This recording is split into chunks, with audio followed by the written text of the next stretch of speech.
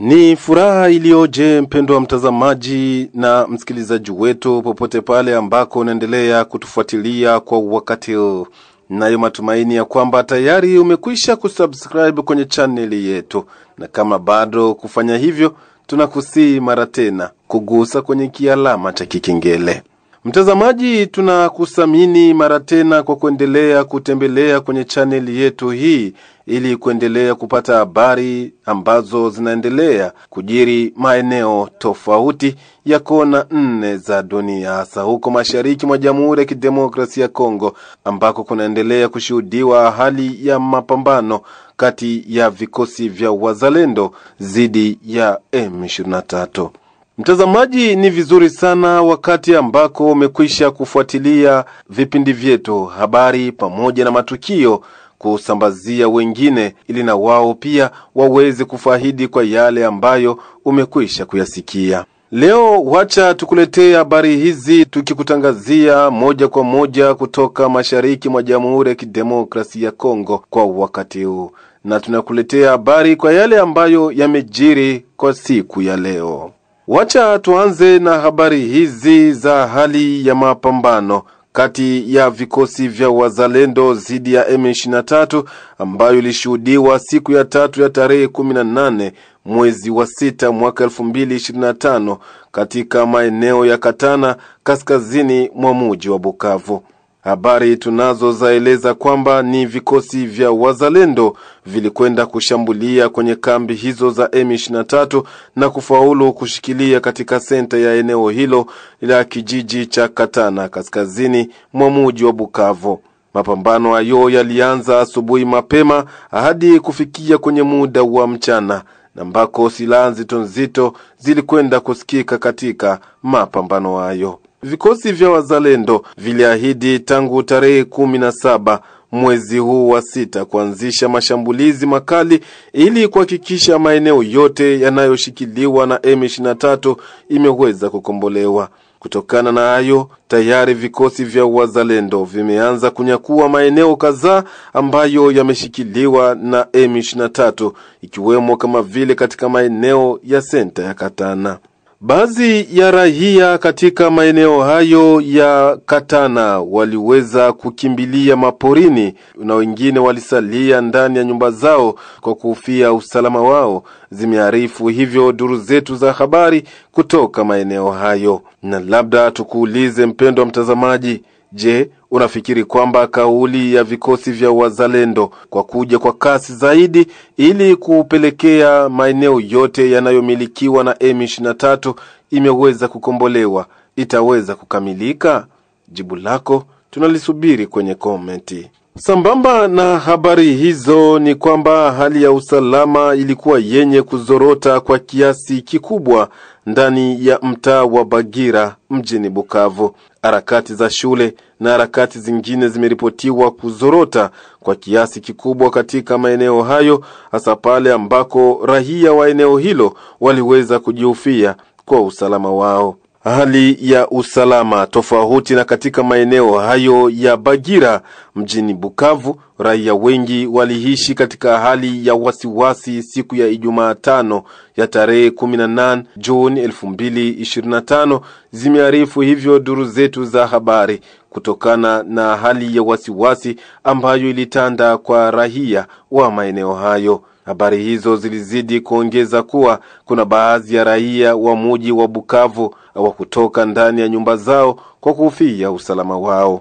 Baraka Musombwa ni kiongozi wa shirika la raia MSCO mjini Bukavu, ameonesha kuwa wasiwasi mkubwa ulitanda katika maeneo hayo ya mji wa Bukavu kutokana na mapambano makali ambayo yalishuhudiwa mchana kutwa wa siku ya tatu ya tarehe 18 Juni 2025 katika maeneo ya Katana kati ya vikosi vya wazalendo dhidi ya M23. Baraka Musombwa anaeleza kwa machache hapa namna hali ilivyokuwa ndani ya mji wa Bukavu. Na sisi kama vile muungano wa mashirika za kiraia ya Kongo tumeona kwamba situation, yani hali ya Bukavu imekuwa kabisa ya hatari, na kwa hivyo tunaomba viongozi wote wahusike na amani ya raia, na hao ambao wamekuwa wakileta hiyo kabisa katika huyo kata ya huko Bagira. Habari zetu na duru zetu zinatuambia kwamba imekuwa ni haya mabishano entre wanajeshi wa wazalendo pamoja na wa M23, na sisi kama vile muungano wa mashirika za kiraia ya Kongo tunaomba upande wote kupata kulinda raia pamoja na mali yao. Pendwa mtazamaji, unaendelea kufuata habari zetu kwa wakati huu kwa kupitia channel yako hii tunayokutangazia moja kwa moja kutoka mashariki mwa Jamhuri ya Kidemokrasia ya Kongo. Tuangazie habari zetu, na habari zingine hizi zaeleza kwamba waziri wa sheria nchini Jamhuri ya Kidemokrasia ya Kongo, Constant Mutamba, amewasilisha kibarua chake cha kujiuzulu kwa wazifa wake kwake waziri mkuu Bi Judith Suminwa siku ya tatu ya tarehe 18 Juni 2025. Yote hayo yatokea kutokana na kesi ya ubadilishaji wa fedha inayomkabili waziri huyo wa zamani wa sheria hapa nchini Jamhuri ya Kidemokrasia ya Kongo, Constant Mutamba. Mwenzetu Safari Dilwe Alimasi amepekua magazeti tofauti ya hapa nchini, na hapa ni ripoti yake. Magazeti mbalimbali nchini yamechapisha habari kuhusu kujiuzulu kwa waziri wa sheria nchini DRC. Waziri wa sheria na mlinda mihuri Constant Mutamba alitangaza Jumanne hii 17 kujiuzulu kwake mbele ya rais wa jamhuri Felix Antoine Tshisekedi baada ya mahojiano ambayo yalidumu karibu saa moja, kulingana na vyanzo karibu na ikulu, limesema hayo gazeti la Le Potentiel. Uamuzi huu unaonyesha mabadiliko makubwa katika mzozo wa mahakama ya kisiasa ambayo imekuwa ikitikisa serikali kwa wiki kadhaa, linabaini yo gazeti hili. Kulingana na vyanzo karibu na faili hizo, gazeti la lemediacongo.net linafahamisha kuwa rais wa Jamhuri ya Kidemokrasia ya Kongo alikubali kujiuzulu kwa yule ambaye alikuwa chanzo cha mashtaka ya mkaguzi mkuu wa vikosi vya jeshi la jamhuri, na ambaye alipelekea kuondolewa kwa kinga za rais wa zamani wa jamhuri Joseph Kabila. Akifunguliwa kesi na mwanasheria mkuu wa serikali Firmin Mvonde na kuachwa njia panda na washirika wake wa kisiasa, waziri wa sheria Constant Mutamba anaona hatima yake imefika mwisho, limechambua yo gazeti la Econews. Anafunguliwa mashtaka kwa madai ya ubadilifu wa fedha za umma. Mgombea huyo wa zamani wa urais wa mwaka 2023 anatoka katika wazifa wa waziri kupitia mlango mdogo katika hali ya mvutano mkubwa wa kisiasa na kisheria, lilikomenti ayo gazeti la Prosperite. Hakiwa sura ya vijana wa kisiasa wa Kongo, Mutamba mara kwa mara alikuwa amejionyesha na kupambana na ufisadi. Wakati alipochukua wazifa kwenye ngazi ya waziri, alipongezwa na wengi kama ishara ya generation mpya, lakini haraka sana alama za mpasuko zilionekana, limekumbusha ayo Le Quotidien. Kielelezo cha mageuzi ya haki na fundi wa sheria Kazaku,